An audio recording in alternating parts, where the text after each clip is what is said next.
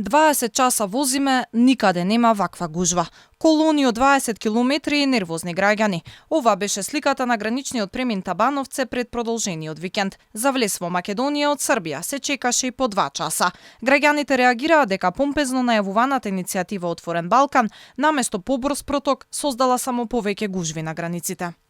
Колку долго чекате за влез? 2 сата.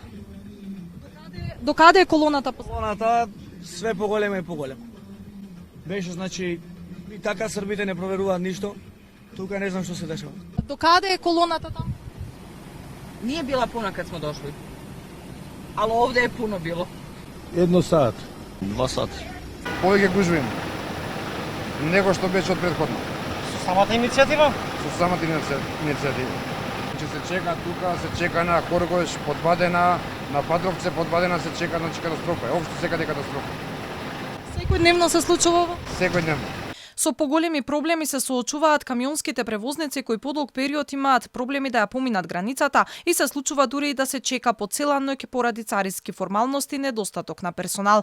Директорката на Царинска управа тврди дека вчера проблемот со расипаната вага бил решен за 1 час, а царината работела со најсовремени технологии. По реакциите дека не функционира брзата лента за транспортните компании од земите за Отворен Балкан, од денес во функција се ставени 10 ленти, односно 2 нови ленти кои од се пренаменети за влез во земјава.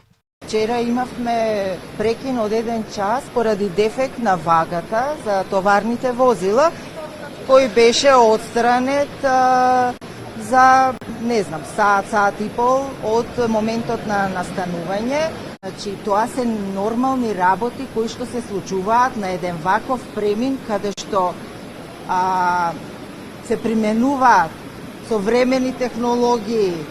Проблемот со протокот на стоки ќе се забрзама од 1 октомври, кога со предвидената измена на увозна царинска постапка ќе се овозможело за 1 час да се помине царина. Наспроти реакциите од граѓаните и превозниците дека Отворен Балкан се повеќе ги затвора границите, првиот човек на Министерството за внатрешни работи се уште уверува дека иницијативата ќе придонесе за побрз проток на стоки и патници, но тоа не значи дека ќе има безграничен систем. Сите капацитети на граничните премини работат во полн состав. Така да, еве, допринесуваме и со отворањето на новите ленти. 45% реков дека имаме зголемување на патници и возила на влез и на излез од државата. Сето тоа создава такви услови во кои што нормално дека и повеќе време се користи. Кога зборуваме за Отворен Балкан, сакам да кажам дека ова е иницијатива помеѓу 3 држави, иницијатива која што не подразбира дека рампите се кренати и во тие држави може да се влегува и излегува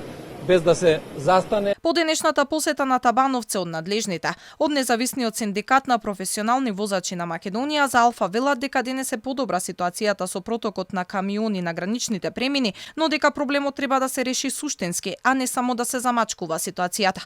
Тие најавија дека не отстапуваат од нивните барања и ќе ја следат состојбата во идниот период, доколку повторно се соочат со истите проблеми, ќе ги блокираат граничните премини.